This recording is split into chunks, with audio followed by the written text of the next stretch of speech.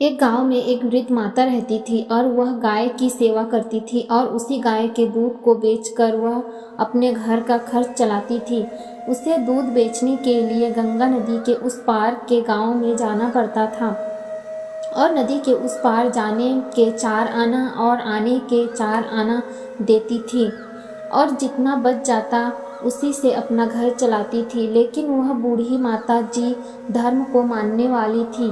ब्राह्मण, गाय और परमात्मा में उनकी बड़ी श्रद्धा थी। एक बार वह वृद्ध माता जी दूध बेचकर वापस लौट रही थी। मार्ग में एक जगह सत्यनारायण भगवान की कथा हो रही थी। वह वृद्ध माता जी भी वहीं कथा सुनने के लिए बैठ गई।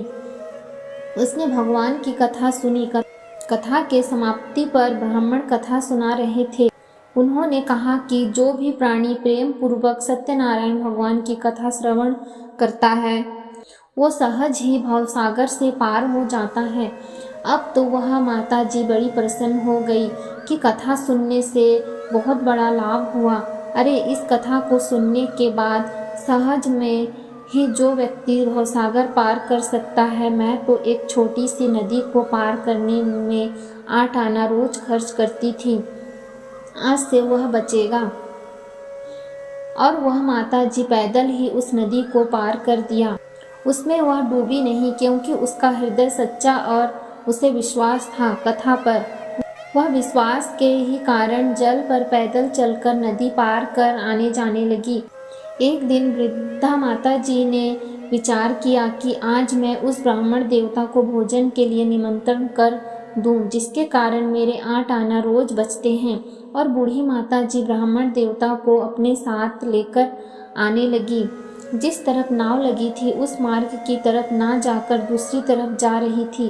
पंडित जी ने कहा, माता जी, उस पार जाने के लिए नाव उस घाट में लगी है। माता जी ने कहा, अरे ब्राह्मण देवता, आप आइए। तो ब्राह्मण देवता विचार किए कि शायद उसकी स्वयं की नाव किनारे लगी हो। आकर देखा तो आश्चर्य में पड़ गए। बोले, अरे माता जी, हम उस पार कैसे जाएंगे? यहाँ तो कोई नाव नहीं है। बूढ़ी माता ने कहा, आप आइए। ये तो हाथ पकड़कर नदी में जाने लगी। वह तो पानी के ऊपर चल रही थी और पंडित जी पानी में डूब जा रहे थे। बूढ़ी माता ने पंडित जी को आज नदी पार कराया। पंडित जी उस पार पहुंचकर कहने लगे, माता जी, आपने तो आज हमें ऊपर पहुंचा दिया था। आप पानी के ऊपर कैसे चलती हो? कहाँ से यह विद्या सीखी हो? कोई जादू सीखी हो क्या? माता जी कहने लगी, ब्राह्मण देवता, आप क्यों अनजान बन रहे हैं? अरे, आपने ही तो मुझे विद्या बतलाई है, सारी घटना बताई कि आपने कथा के अंत में कहा था कि जो भगवान की कथा श्रवण करता है वह सहज में ही भवसागर से पार हो जाता है। यह तो नदी है।